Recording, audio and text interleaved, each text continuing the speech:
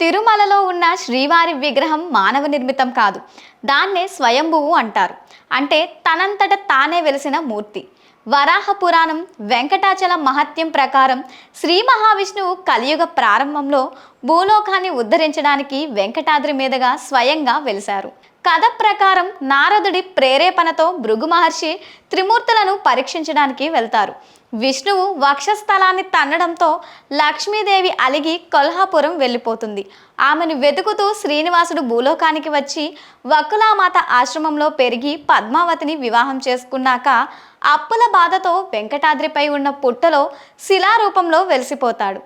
తొండమాన్ చక్రవర్తి ఆ పుట్టను తొలగించి మొదట ఆలయాన్ని కట్టించాడని స్థల పురాణం. 8 అడుగుల విగ్రహం. గర్భగుడిలో స్వామి నిలబడి ఉన్నట్లు కనిపించిన విగ్రహం మోకాల వరకే నేలలో ఉంటుందని అర్చకులు చెబుతున్నారు. శంఖం, చక్రం ఇవి విగ్రహంలో చెక్కినవి కావు, స్వామివారు స్వయంగా ధరించినవి. అందుకే వీటిని మార్చరు, కేవలం అభిషేకం సమయంలో తీస్తారు. స్వామి వక్షస్థలంపై లక్ష్మీదేవి ఎప్పుడూ ఉంటారు. అందుకే ఆమెను ప్రత్యేకంగా చూడలేం.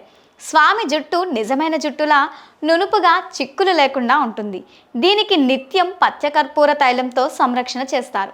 పురావస్తు శాఖ వారు ఈ విగ్రహం ఏ శిలా శాస్త్రానికి చెందినదో ఇప్పటి వరకు తేల్చలేదు. భూమిపై దొరికే ఏ రాయి ఈ లక్షణాలతో సరిపోవడం లేదని చెబుతున్నారు. అభిషేక సమయంలో విగ్రహం చెమట పడుతుంది అనేది భక్తుల నమ్మకం. దాన్ని పట్టు వస్త్రంతో అర్చకులు తుడుస్తారు. గర్భగుడి దీపాల వెలుగులో చూస్తే స్వామి విగ్రహం నల్లగా మెరుస్తూ కనిపిస్తుంది. కానీ అభిషేకం సమయంలో నిజరూప దర్శనంలో విగ్రహం కొంచెం ఎరుపు రంగులో కనిపిస్తుందని అంటారు.